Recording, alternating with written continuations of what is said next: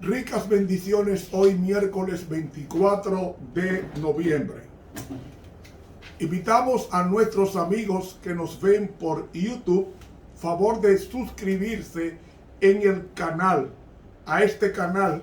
Suscríbase y dele clic a la campanita, hágala sonar y ya está haciendo que el evangelio llegue a más personas y usted estará predicando de esa forma a millones de personas, a terceros por este vehículo de predicación.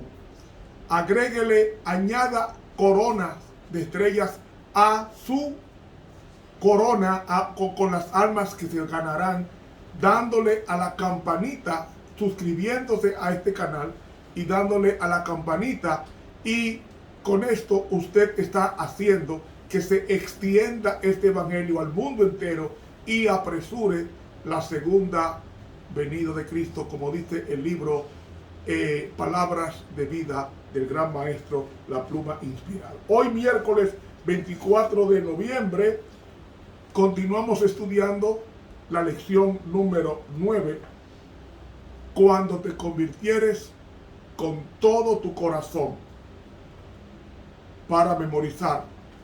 Mas si desde allí buscares a Jehová tu Dios, lo hallarás. Si lo buscares de todo tu corazón y de toda tu alma. Deuteronomio 4:29. Señor, tú has prometido que te encontraremos si te buscamos con todo el corazón y con toda nuestra alma. Que cada mañana encontremos tu persona en tu palabra y en la oración sincera. Acompáñanos en este caminar contigo, oración que presentamos a través de tus méritos sacrosantos. Amén. Para hoy miércoles, de todo vuestro corazón. De todo vuestro corazón. Vamos a leer de nuevo al libro de Deuteronomio, el capítulo 30 y los primeros 10 versículos. Capítulo 30. Y será que cuando te sobrevinieren todas estas cosas, la bendición y la maldición que he puesto delante de ti, y volvieres a tu corazón en medio de todas las gentes a las cuales Jehová tu Dios te hubiere echado, y te convirtieres a Jehová tu Dios, y obedecieres a su voz conforme a todo lo que yo te mando hoy, tú y tus hijos, con todo tu corazón y con toda tu alma, Jehová también volverá tus cautivos, y tendrá misericordia de ti, y tornará a recogerte de todos los pueblos a los cuales te hubiere esparcido Jehová tu Dios. Si hubieres sido arrojado hasta el cabo de los cielos, de allí te recogerá Jehová tu Dios, y de allá te tomará.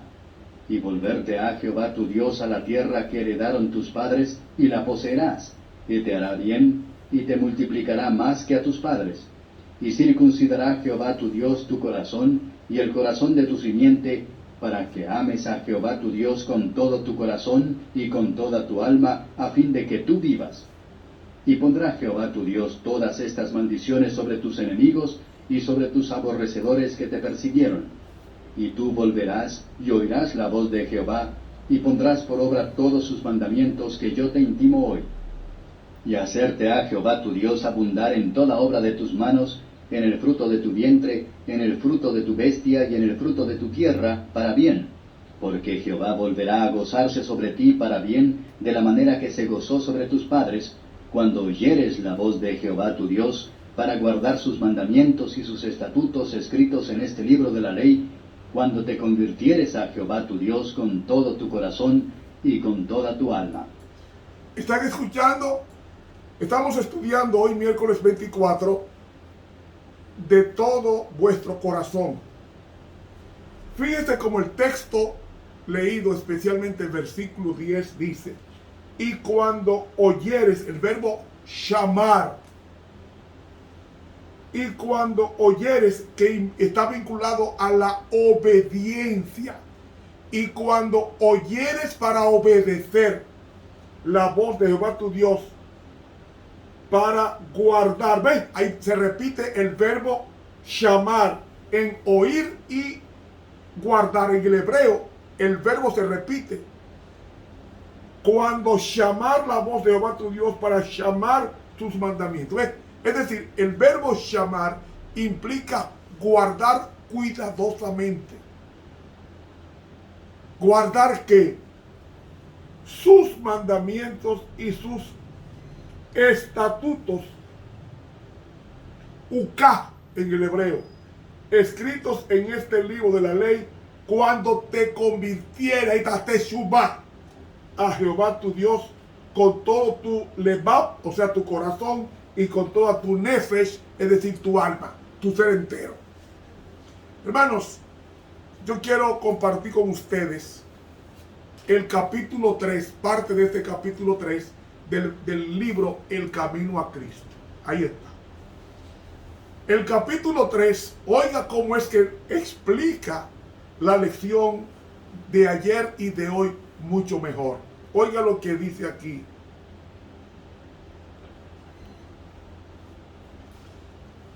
¿Cómo se justificará el hombre con Dios? Así comienza el capítulo.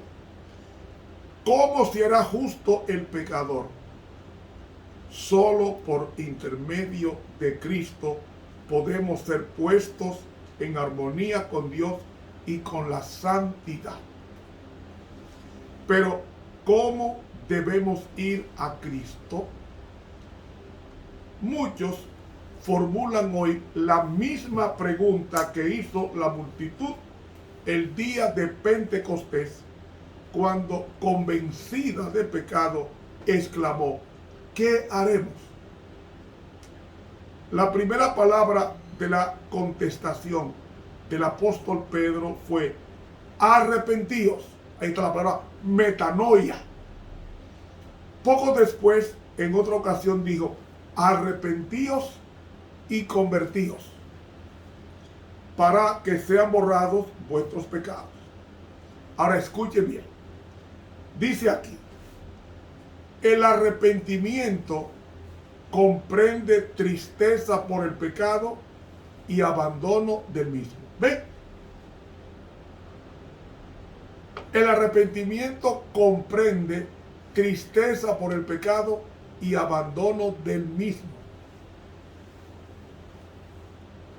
No renunciamos al pecado a menos que veamos su pecaminosidad, lo dañino que es el pecado. Mientras no lo repudiemos de corazón, no habrá cambio real en nuestra vida. Lo voy a repetir. Mientras no repudiemos el pecado, no habrá cambio real en nuestra vida.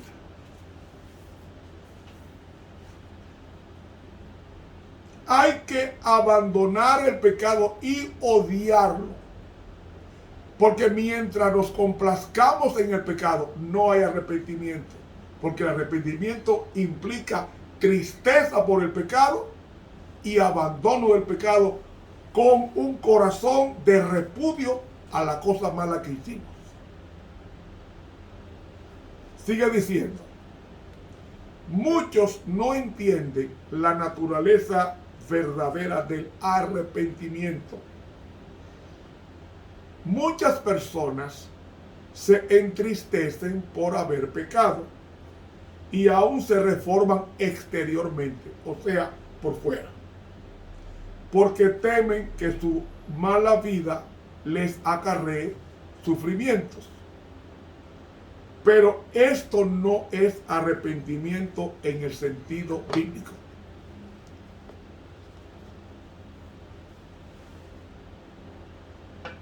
Lamentan el dolor más bien que el pecado. Tal fue el pesar de Esaú cuando vio que había perdido su primogenitura para siempre. Balaán, aterrorizado por el ángel que estaba en su camino con la espada desenvainada, reconoció su culpa porque temía perder la vida, mas no experimentó un sincero arrepentimiento de pecado. Es decir, tanto Balaam como Esaú sintieron remordimiento, no arrepentimiento. Dice aquí, no cambió el propósito ni aborreció el mal.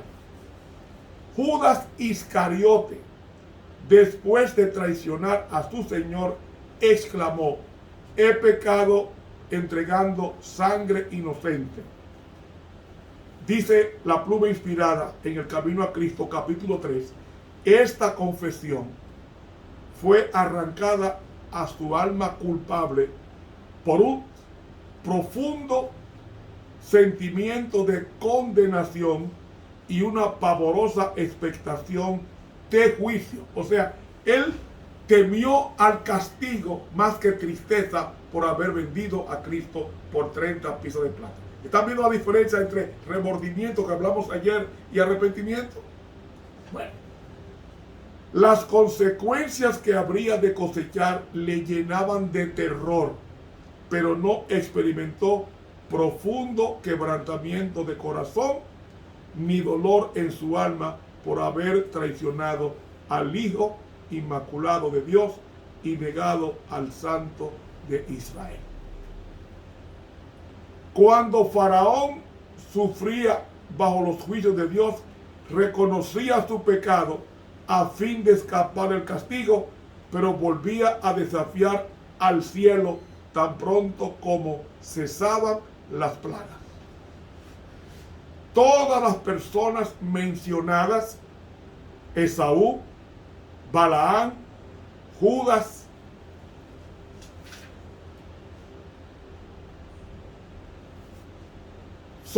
todas estas personas lamentaron los resultados del pecado, pero no experimentaron pesar por el pecado mismo.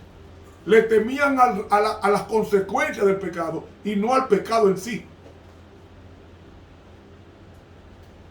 Agrega, pero cuando el corazón cede a la influencia del Espíritu de Dios, la conciencia se vivifica y el pecador discierne algo de la profundidad y santidad de la santa ley de Dios, fundamento de su gobierno en los cielos y en la tierra. Aquella luz que alumbra a todo hombre venía a este mundo. Ella ilumina las cámaras secretas del alma y quedan reveladas las cosas ocultas. Así, la convicción se posesiona de la mente y del corazón.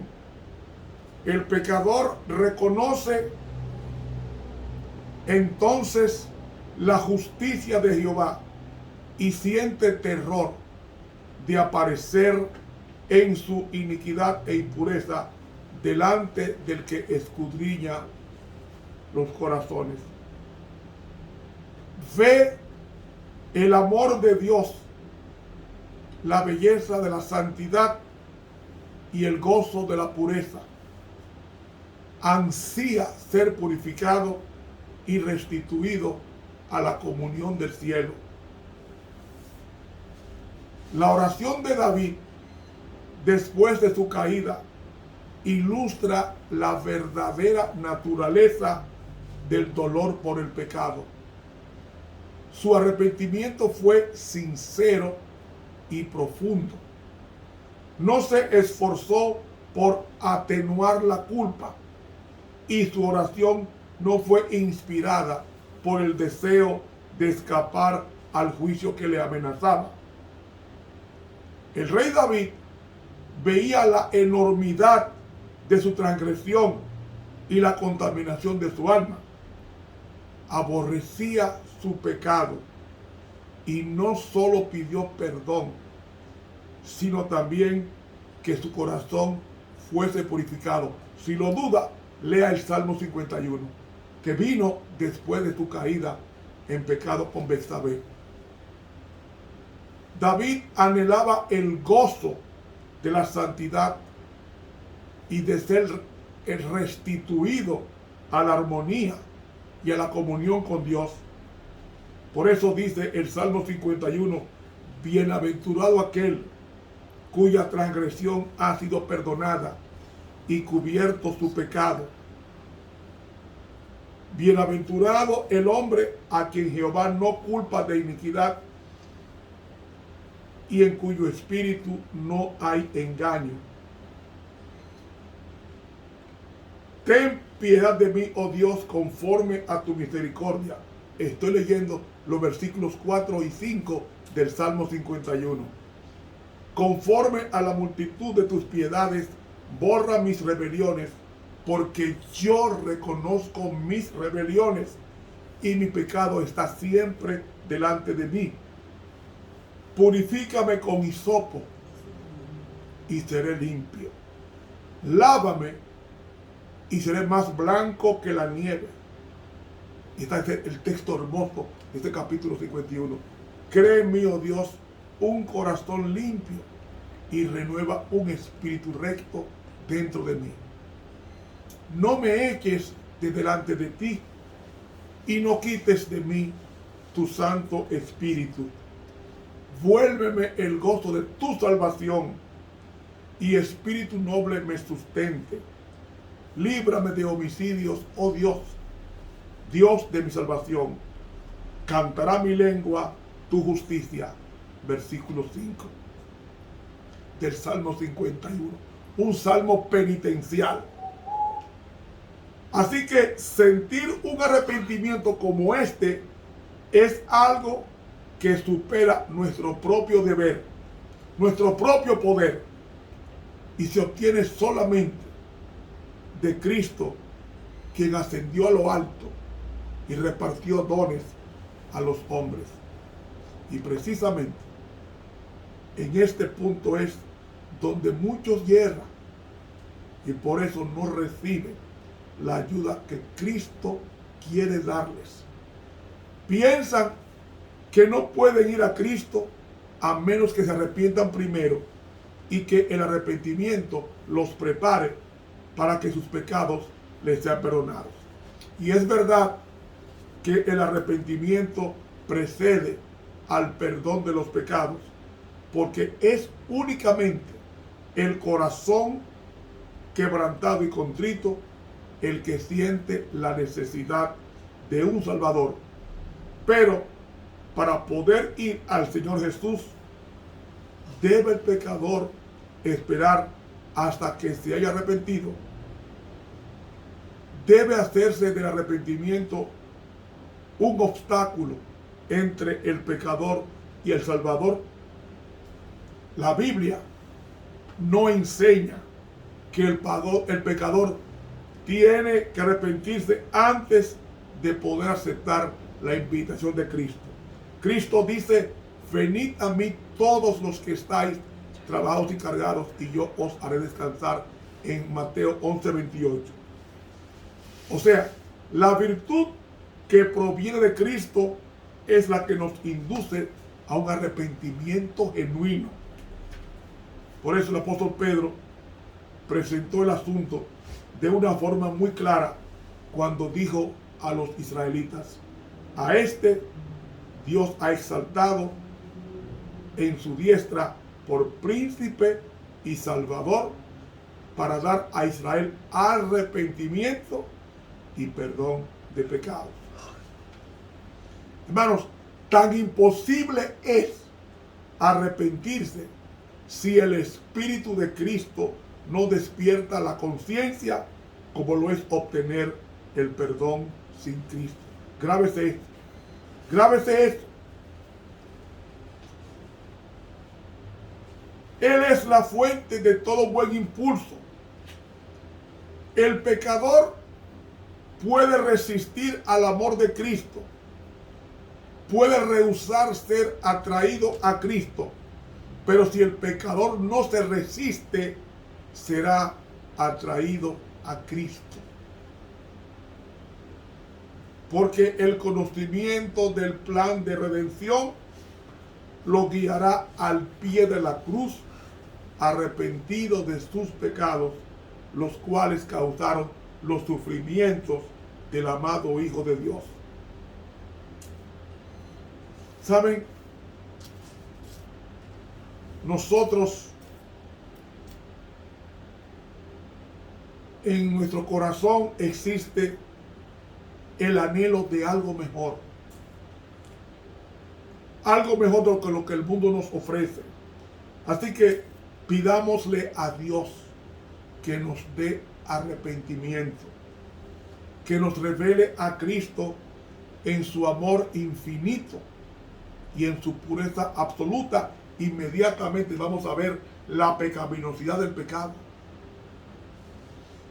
Amigo, cuando contemplamos a Cristo y su luz nos inunda la mente, es cuando vemos la malignidad del pecado en nuestro corazón. Y como Nicodemo, que menciona Juan capítulo 3, podemos lisonjearnos de que nuestra vida ha sido íntegra, de que nuestro carácter moral es correcto y pensar que no necesitamos humillar nuestro corazón ante Dios como pecador común.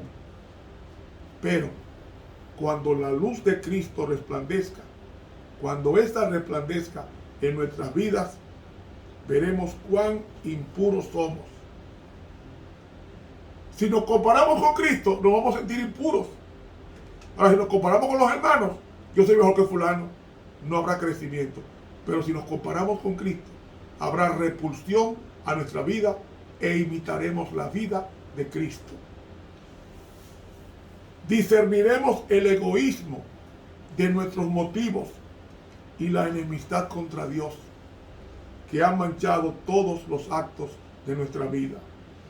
Entonces, mi hermano, conoceremos nuestra propia justicia es en verdad como trapos de inmundicia, asquerosidad, y que solamente la sangre de Jesucristo puede limpiarnos de la contaminación del pecado y renovar nuestro corazón a la semejanza del Señor.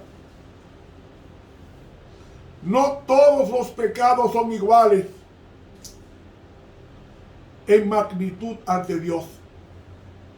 Hay diferencia de pecados a su juicio, como la hay a juicio de los hombres. Usted no va a ser condenado igual si usted se roba un mango que si se roba $1.000.000. Usted no va a ser condenado igual si usted por error, por accidente, mata a una persona en el tránsito manejando un vehículo, que usted lo mate con un cuchillo o con un revólver o con un palo. La sentencia no es la misma.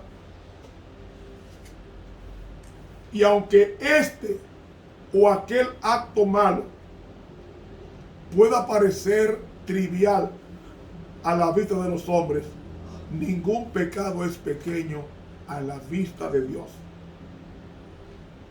Al borracho se le desprecia y se le dice que su pecado lo excluirá del cielo, mientras que muy a menudo el orgullo, el egoísmo y la codicia no son atacados ni son reprendidos. Sin embargo, son pecados que ofenden en forma especial a Dios porque contrarían la benevolencia de su carácter. Ese amor abnegado que es la misma atmósfera del universo que no ha caído. El orgulloso no siente necesidad alguna y cierra así su corazón a Cristo y se priva de las infinitas bendiciones que Él vino a derramar. Nada podemos hacer por nosotros mismos. Debemos ir a Cristo tales como somos. Porque cuando los hombres insisten en que Dios es demasiado bueno para desechar al pecador, miren al Calvario, cuánto costó nuestra salvación. Así que los pecados y las faltas de otros no disculpan a nadie, porque el Señor no nos ha dado un modelo humano sujeto a errar. El Inmaculado Hijo de Dios es quien nos ha sido dado como ejemplo. No el pastor, no el primer anciano, no el diácono o la diaconisa, sino a Cristo. Y los que se quejan de la mala conducta de quienes profesan ser creyentes deberían presentar una vida mejor y ejemplos más nobles. Y si tienen un concepto tan alto de lo que un cristiano debe ser, no es un pecado tanto mayor, saben lo que es correcto y sin embargo rehúsan hacer. No se puede continuar en el pecado por más pequeño que sea, sin correr el riesgo de la pérdida eterna. Lo que no venzamos hoy, nos vencerá a nosotros mañana y nos va a destruir. No consideremos el pecado como algo liviano. Toda transgresión, todo descuido o rechazo de la gracia de Cristo obra indirectamente sobre nosotros, endurece el corazón, deprava la voluntad, entorpece el entendimiento y no solo nos vuelve menos inclinados a ceder, sino que también menos capaces de oír las tiernas súplicas del Espíritu de Dios. Porque un solo rasgo de carácter malo, un solo deseo pecaminoso, persistentemente albergado, neutraliza con el tiempo todo el poder del Evangelio, dice El Camino a Cristo en la página 45. Y muchos aceptan una religión intelectual, saben la Biblia de memoria, pero no la viven. Y oigan esto, sin santidad nadie verá al Señor. Y santidad implica entretejer la vida de Dios en nuestras vidas. En nuestras vidas. Ahora, cuando veamos la enormidad del pecado, cuando nos veamos como somos en realidad delante de Dios, no nos desesperemos, porque Cristo vino a salvar a los pecadores. Y como Cristo vino a salvar a los pecadores, no hay pecado tan grande que Él no pueda perdonar. Adolfo Hitler mató 12 millones de personas. Si se hubiera arrepentido, Dios lo hubiera perdonado. Nerón mató miles de cristianos. Si se hubiera arrepentido, Dios lo hubiera perdonado. José Stalin, fundador de la Unión Soviética, si él se hubiera arrepentido antes de morir, Dios lo hubiera perdonado. Y todo tirano, todo criminal que con contrición se acerca a Dios y pida perdón y abandona el mal, dice Proverbios 28, el que encubre sus pecados no prosperará, mas el que los confiesa y se aparta alcanzará misericordia.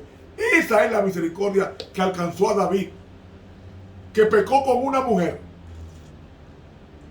sintió tristeza por el pecado, lloró, se arrepintió y le pidió a Dios: no retires tu espíritu de mí, dame el gozo de tu salvación. Y escribió el Salmo Penitencial 51. ¿Y sabe qué hizo Dios? Le preservó la vida, le preservó el reino, y David es contado como uno de los hombres que cuando Cristo venga por segunda vez se va a gozar 1000 años en el cielo y toda una eternidad en tierra nueva. Hermanos y amigos, en el estudio de hoy dice Patriarcas y Profetas, página 539, solamente 2 líneas, dice así: El verdadero arrepentimiento es algo más que tristeza por el pecado. Consiste en apartarse decididamente del mal. Nosotros los adventistas necesitamos un nuevo bautismo, un arrepentimiento sincero. Tenemos que parecernos a Cristo. Que Dios nos ayude a dejar de ser hipócritas y a ser hombres y mujeres realmente transformados por la gracia de Dios. Que Él te bendiga hoy y a mí también. Estuvo contigo el profesor Ramón Romero.